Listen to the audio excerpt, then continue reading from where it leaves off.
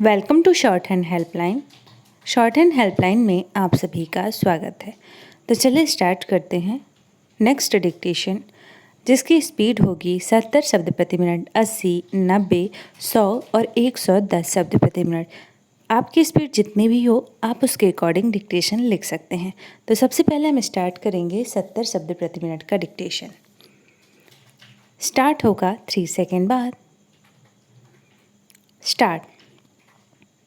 कांग्रेस से निकलकर अपनी नई पार्टी बनाने जा रहे गुलाम नबी आज़ाद ने यह कहकर भले ही चौंकाया हो कि उनके राजनीतिक एजेंडे में यह वादा नहीं है कि वह अनुच्छेद 370 की बहाली करा देंगे, लेकिन उन्होंने जो कुछ कहा वह एक वास्तविकता है। अपने इस कथन के माध्यम से उन्होंने जम्मू कश्मीर और विशेष रूप से घाटी की जनता का एक तरह से सच से सामना कराने का काम किया है।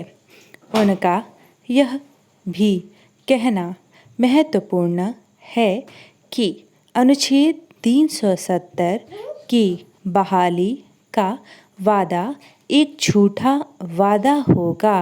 पैरा बारामूला की एक जनसभा में दिया गया उनका यह बयान इस दृष्टि से भी उल्लेखनीय हो जाता है क्योंकि इन दिनों राजनीतिक दल लोगों को लुभाने और उनका वोट प्राप्त करने के लिए हवाई वादा करने में जुटे हुए हैं। गुलाम नबी आज़ाद के बयान के बाद कश्मीर के अन्य राजनीतिक दलों और विशेष रूप से नेशनल कॉन्फ्रेंस और पीडीपी के नेता यह समझें तो बेहतर कि अब अनुच्छेद 370 की वापसी असंभव है। पैरा इस अनुच्छेद की वापसी की बात करना कश्मीर की जनता को झूठे सपने दिखाने के अलावा और कुछ नहीं। इसका पता नेशनल कॉन्फ्रेंस के उपाध्यक्ष उमर अब्दुल्ला के इस बयान से भी चलता है कि बहुत कम राजनीतिक दलों ने अनुच्छेद 370 की बहाली की उनकी मांग का समर्थन किया है।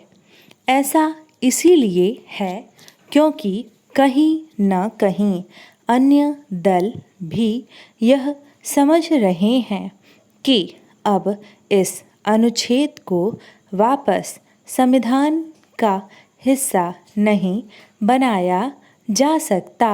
पैरा अनुच्छेद 370 को हटाए जाने का विरोध करने वाले कई दलों ने इस विषय पर या तो मौन धारण कर लिया या फिर इस तर्क तक सीमित हो गए हैं। उनकी आपत्ति इस अनुच्छेद को हटाने पर नहीं बल्कि हटाए जाने की प्रक्रिया पर है। यह सही है कि अनुच्छेद 370 को हटाए जाने का मामला सुप्रीम कोर्ट के समक्ष विचाराधीन है, लेकिन इसके आसार कम ही हैं कि वह उसकी बहाली के पक्ष में निर्णय दे सकता है।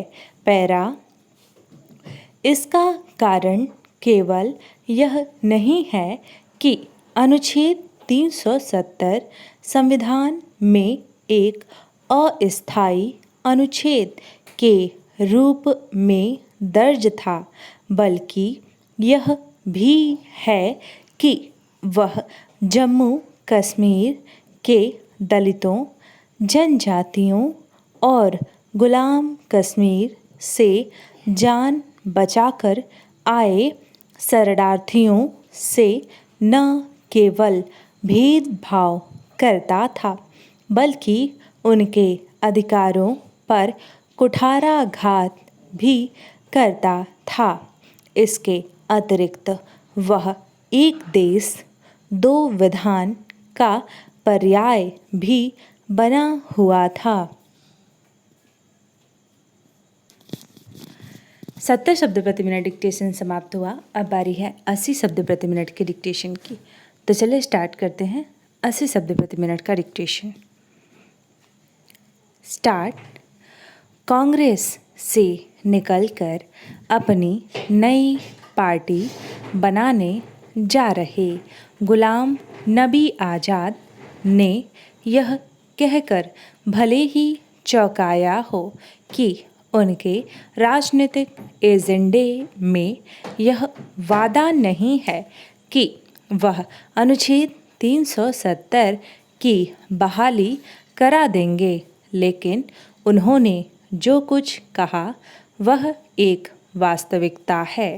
अपने इस कथन के माध्यम से उन्होंने जम्मू कश्मीर और विशेष रूप से घाटी की जनता का एक तरह से सच से सामना कराने का काम किया है।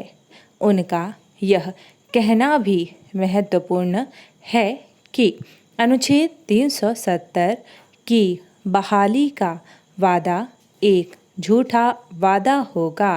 पैरा बारामूला की एक जनसभा में दिया गया उनका यह बयान इस दृष्टि से भी उल्लेखनीय हो जाता है क्योंकि इन दिनों राजनीतिक दल लोगों को लुभाने और उनका वोट प्राप्त करने के लिए हवाई वादे करने में जुटे हुए हैं।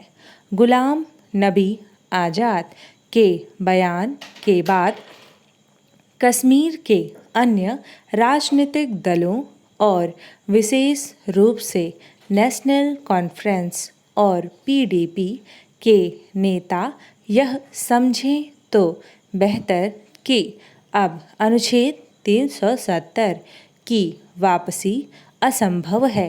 पैरा इस अनुच्छेद की वापसी की बात करना कश्मीर की जनता को झूठे सपने दिखाने के अलावा और कुछ नहीं।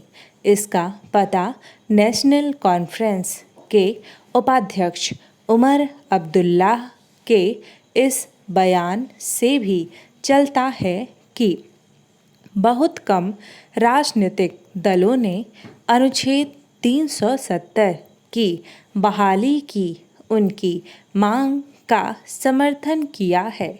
ऐसा इसीलिए है क्योंकि कहीं न कहीं अन्य दल भी यह समझ रहे हैं कि अब इस अनुच्छेद को वापस संविधान का हिस्सा नहीं बनाया जा सकता। पैरा अनुच्छेद 370 को हटाए जाने का विरोध करने वाले कई दलों ने इस विषय पर या तो मौन धारण कर लिया या फिर इस तर्क तक सीमित हो गए हैं। उनकी आपत्ति इस अनुच्छेद को हटाने पर नहीं बल्कि हटाए जाने की प्रक्रिया पर है।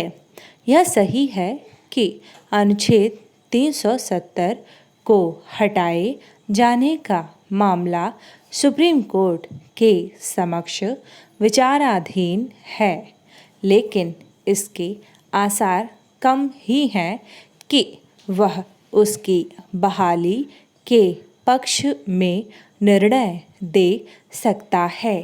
पैरा इसका कारण केवल यह नहीं है कि अनुच्छेद 370 संविधान में एक अस्थायी अनुच्छेद के रूप में दर्ज था, बल्कि यह भी है कि वह जम्मू कश्मीर के दलितों, जनजातियों और गुलाम कश्मीर से जान बचाकर आए शरणार्थियों से न केवल भेदभाव करता था, बल्कि उनके अधिकारों पर कुठाराघात भी करता था।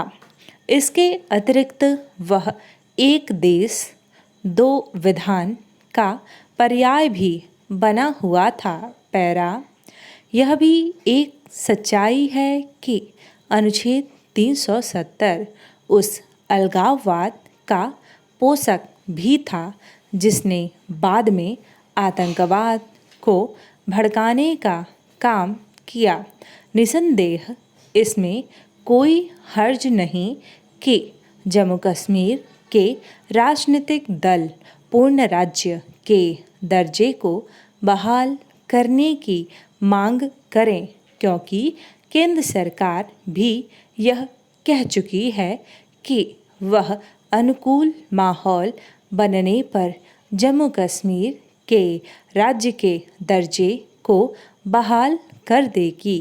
उचित यह होगा कि जम्मू कश्मीर के दल अनुकूल वातावरण निर्मित करने में सहायक बने और यह ध्यान रखें कि ऐसे वातावरण का निर्धारण जिन कुछ बातों से होगा उनमें से एक कश्मीरी हिंदुओं की अपने घरों में वापसी भी है। 80 शब्द प्रति मिनट डिक्टेशन समाप्त हुआ। अब बारी है 90 शब्द प्रति मिनट की डिक्टेशन का। डिक्टेशन की आउटलाइंस की PDF आपको टेलीग्राम ग्रुप पर प्रोवाइड कराई जाती है, तो आप उसे ज्वाइन कर लें। अगर आपने ज्वाइन नहीं किया है तो आप हमें कमेंट करके बता सकते हैं, आपको लिंक वहाँ पे रिप्लाई कर दी जाएगी। तो चलिए स्टार्ट करते हैं 90 शब्द प्रति मिनट। स्टार्ट होगा 3 सेकेंड बाद। स्टार्ट। कांग्रेस से निकलकर अपनी नई पार्टी बनाने जा रहे गुलाम नबी आज़ाद ने यह कहकर भले ही चौंकाया हो कि उनके राजनीतिक एजेंडे में यह वादा नहीं है कि वह अनुच्छेद 370 की बहाली करा देंगे, लेकिन उन्होंने जो कुछ कहा वह एक वास्तविकता है। अपने इस कथन के माध्यम से उन्होंने जम्मू कश्मीर और विशेष रूप से घाटी की जनता का एक तरह से सच से सामना कराने का काम किया है। उनका यह कहना भी महत्वपूर्ण है कि अनुच्छेद 370 की बहाली का वादा एक झूठा वादा होगा। पैरा बारामूला की एक जनसभा में दिया गया उनका यह बयान इस दृष्टि से भी उल्लेखनीय हो जाता है क्योंकि इन दिनों राजनीतिक दल लोगों को लुभाने और उनका वोट प्राप्त करने के लिए हवाई वादे करने में जुटे हुए हैं। गुलाम नबी आज़ाद के बयान के बाद कश्मीर के अन्य राजनीतिक दलों और विशेष रूप से नेशनल कॉन्फ्रेंस और PDP के नेता यह समझे तो बेहतर कि अब अनुच्छेद 370 की वापसी असंभव है। पैरा इस अनुच्छेद की वापसी की बात करना कश्मीर की जनता को झूठे सपने दिखाने के अलावा और कुछ नहीं। इसका पता नेशनल कॉन्फ्रेंस के उपाध्यक्ष उमर अब्दुल्ला के इस बयान से भी चलता है कि बहुत कम राजनीतिक दलों ने अनुच्छेद 370 की बहाली की उनकी मांग का समर्थन किया है। ऐसा इसीलिए है क्योंकि कहीं न कहीं अन्य दल भी यह समझ रहे हैं कि अब इस अनुच्छेद को वापस संविधान का हिस्सा नहीं बनाया जा सकता। पैरा अनुच्छेद 370 को हटाए जाने का विरोध करने वाले कई दलों ने इस विषय पर या तो मौन धारण कर लिया या फिर इस तर्क तक सीमित हो गए हैं। उनकी आपत्ति इस अनुच्छेद को हटाने पर नहीं बल्कि हटाए जाने की प्रक्रिया पर है। यह सही है कि अनुच्छेद 370 को हटाए जाने का मामला सुप्रीम कोर्ट के समक्ष विचाराधीन है, लेकिन इसके आसार कम ही हैं कि वह उसकी बहाली के पक्ष में निर्णय दे सकता है। पैरा इसका कारण केवल यह नहीं है कि अनुच्छेद 370 संविधान में एक अस्थायी अनुच्छेद के रूप में दर्ज था, बल्कि यह भी है कि वह जम्मू कश्मीर के दलितों, जनजातियों और गुलाम कश्मीर से जान बचाकर आए शरणार्थियों से न केवल भेदभाव करता था बल्कि उनके अधिकारों पर कुठाराघात भी करता था। इसके अतिरिक्त वह एक देश दो विधान का पर्याय भी बना हुआ था। पैरा यह भी एक सच्चाई है कि अनुच्छेद 370 उस अलगाववाद का पोषक भी था जिसने बाद में आतंकवाद को भड़काने का काम किया। निसंदेह इसमें कोई हर्ज नहीं कि जम्मू कश्मीर के राजनीतिक दल पूर्ण राज्य के दर्जे को बहाल करने की मांग करें, क्योंकि केंद्र सरकार भी यह कह चुकी है कि वह अनुकूल माहौल बनने पर जम्मू कश्मीर के राज्य के दर्जे को बहाल कर देगी। उचित यह होगा कि जम्मू कश्मीर के दल अनुकूल वातावरण निर्मित करने में सहायक बने और यह ध्यान रखें कि ऐसे वातावरण का निर्धारण जिन कुछ बातों से होगा उनमें से एक कश्मीरी हिंदुओं की अपने घरों में वापसी भी है।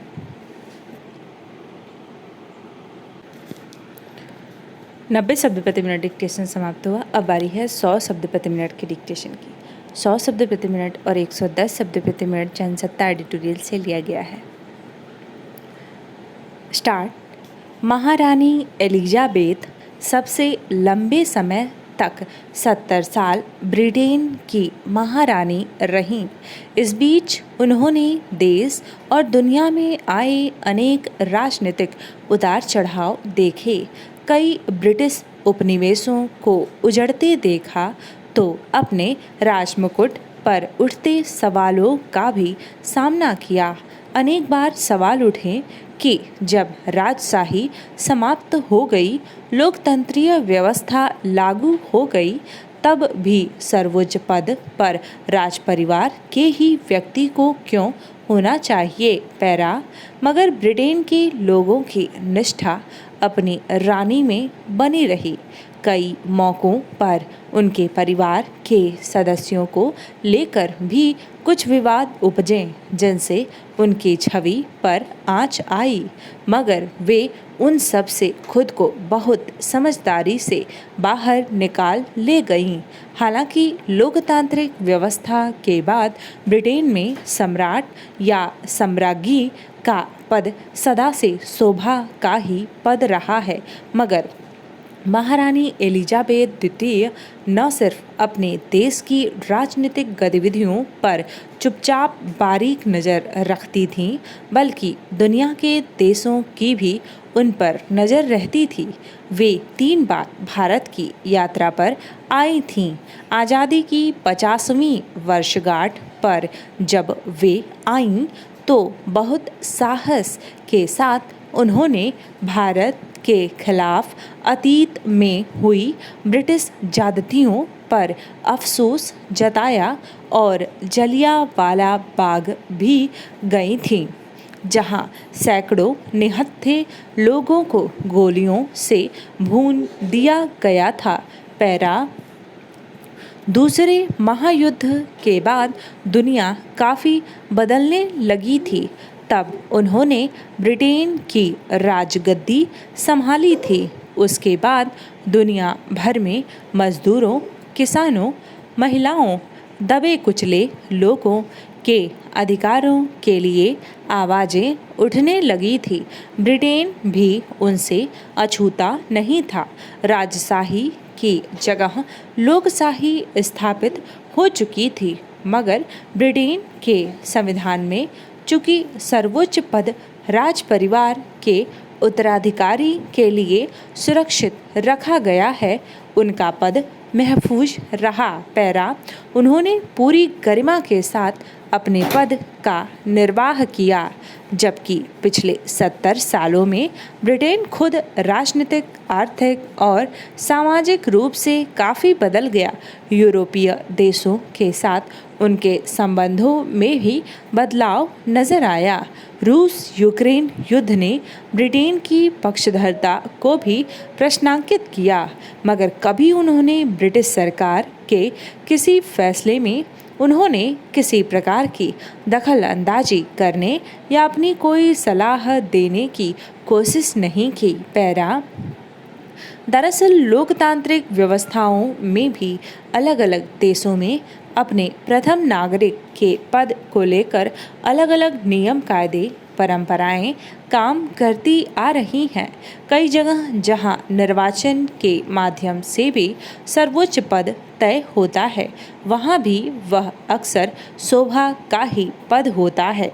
कुछ देशों ने जरूर राष्ट्रपति प्रणाली अपना रखी है, इसलिए वहाँ सर्वोच्च पद से ही सारे फैसले किए जाते हैं। पैरा नहीं तो ज़्यादातर देशों में प्रधानमंत्री ही सरकार का सर्वोच्च पद माना जाता है और वही तय प्रक्रिया के तहत सरकार के तमाम फैसले करता है। ब्रिटेन ने राजशाही घराने के उत्तराधिकारी को अपना सर्वोच्च माना और उसे सरकारी गतिविधियों में दखलंदाजी से दूर रखा। एलिजाबेथ द्वितीय ने उस मर्यादा का निर्वाह किया और कभी अपनी महत्वाकांक्षा थोपने का प्रयास नहीं किया। यही वजह है कि राजमुकुट के प्रति वहाँ के लोगों का सम्मान अब भी बना हुआ है और राजशाही के खिलाफ आवाज़ें उठती रहने के बावजूद उस पर कोई आंच नहीं आने पाई है। महारानी एलिजाबेथ द्वितीय की गरिमामयी स्मृति ब्रिटेन के लोगों में लंबे समय तक बनी रहेगी। 100 शब्द प्रति मिनट डिक्टेशन समाप्त हो। अब बारी है 110 शब्द प्रति मिनट के डिक्टेशन की। तो आप लोग बार बार भूल जाते हैं कि वीडियो को लाइक और कमेंट भी करना है, तो आपको बीच में स्मरण कराना आवश्यक होता है कि आप प्लीज़ लाइक, कमेंट और शेयर करना बिल्कुल भी ना भूलें, क्योंकि अब से डेली डिक्टेशन दिया जा रहा है। तो आपसे बस इतनी उम्मीद है कि लाइक, कमेंट और शेयर ज़रूर करें। और हाँ, अगर ये नहीं भी करते हैं तो भी डिक्टेशन ज़रूर लिखें, इसे मिस ना करें, क्योंकि एडिटोरियल डिक्टेशन लिखना मस्ट होता है। अगर आप उसे लिखते हैं तो किसी भी एग्ज़ाम को आप इजीली क्लैरिफाई कर जाते हैं। तो चलिए स्टार्ट करते हैं। 110 शब्द प्रति मिनट का डिक्टेशन स्टार्ट होगा 3 सेकेंड बाद। स्टार्ट। महारानी एलिजाबेथ सबसे लंबे समय तक 70 साल ब्रिटेन की महारानी रहीं। इस बीच उन्होंने देश और दुनिया में आए अनेक राजनीतिक उतार चढ़ाव देखे, कई ब्रिटिश उपनिवेशों को उजड़ते देखा, तो अपने राजमुकुट पर उठते सवालों का भी सामना किया। अनेक बार सवाल उठे कि जब राजशाही समाप्त हो गई, लोकतंत्रीय व्यवस्था लागू हो गई, तब भी सर्वोच्च पद पर राज परिवार के ही व्यक्ति को क्यों होना चाहिए। पैरा मगर ब्रिटेन के लोगों की निष्ठा अपनी रानी में बनी रही।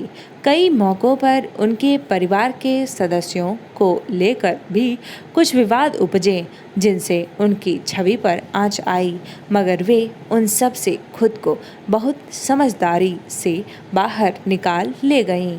हालांकि लोकतांत्रिक व्यवस्था के बाद ब्रिटेन में सम्राट या साम्राज्ञी का पद सदा से शोभा का ही पद रहा है, मगर महारानी एलिजाबेथ द्वितीय न सिर्फ अपने देश की राजनीतिक गतिविधियों पर चुपचाप बारीक नज़र रखती थीं, बल्कि दुनिया के देशों की भी उन पर नज़र रहती थी। वे 3 बार भारत की यात्रा पर आई थीं। आज़ादी की 50वीं वर्षगांठ पर जब वे आईं तो बहुत साहस के साथ उन्होंने भारत के खिलाफ अतीत में हुई ब्रिटिश ज्यादतियों पर अफसोस जताया और जलियांवाला बाग भी गई थीं, जहां सैकड़ों निहत्थे लोगों को गोलियों से भून दिया गया था। पैरा दूसरे महायुद्ध के बाद दुनिया काफ़ी बदलने लगी थी। तब उन्होंने ब्रिटेन की राजगद्दी संभाली थी। उसके बाद दुनिया भर में मजदूरों, किसानों, महिलाओं, दबे कुचले लोगों के अधिकारों के लिए आवाज़ें उठने लगी थी। ब्रिटेन भी उनसे अछूता नहीं था। राजशाही की जगह लोकशाही स्थापित हो चुकी थी, मगर ब्रिटेन के संविधान में चूँकि सर्वोच्च पद राज परिवार के उत्तराधिकारी के लिए सुरक्षित रखा गया है, उनका पद महफूज रहा। पैरा उन्होंने पूरी गरिमा के साथ अपने पद का निर्वाह किया, जबकि पिछले 70 सालों में ब्रिटेन खुद राजनीतिक, आर्थिक और सामाजिक रूप से काफ़ी बदल गया। यूरोपीय देशों के साथ उसके संबंधों में भी बदलाव नज़र आया। रूस यूक्रेन युद्ध ने भी ब्रिटेन की पक्षधरता को भी प्रश्नांकित किया, मगर कभी उन्होंने ब्रिटिश सरकार के किसी फैसले में उन्होंने किसी प्रकार की दखलंदाजी करने या अपनी कोई सलाह देने की कोशिश नहीं की। पैरा दरअसल लोकतांत्रिक व्यवस्थाओं में भी अलग अलग देशों में अपने प्रथम नागरिक के पद को लेकर अलग अलग नियम, कायदे, परंपराएं काम करती आ रही हैं। कई जगह जहां निर्वाचन के माध्यम से भी सर्वोच्च पद तय होता है, वहां भी वह अक्सर शोभा का ही पद होता है। कुछ देशों ने जरूर राष्ट्रपति प्रणाली अपना रखी है, इसलिए वहां सर्वोच्च पद से ही सारे फैसले किए जाते हैं। पैरा नहीं तो ज़्यादातर देशों में प्रधानमंत्री ही सरकार का सर्वोच्च पद माना जाता है और वही तय प्रक्रिया के तहत सरकार के तमाम फैसले करता है। ब्रिटेन ने राजशाही घराने के उत्तराधिकारी को अपना सर्वोच्च माना और उसे सरकारी गतिविधियों में दखलंदाजी से दूर रखा। एलिजाबेथ द्वितीय ने उस मर्यादा का निर्वाह किया और कभी अपनी महत्वाकांक्षा थोपने का प्रयास नहीं किया। यही वजह है कि राजमुकुट के प्रति वहाँ के लोगों का सम्मान अब भी बना हुआ है और राजशाही के खिलाफ आवाज़ें उठती रहने के बावजूद उस पर कोई आंच नहीं आने पाई है। महारानी एलिजाबेथ द्वितीय की गरिमामयी स्मृति ब्रिटेन के लोगों में लंबे समय तक बनी रहेगी।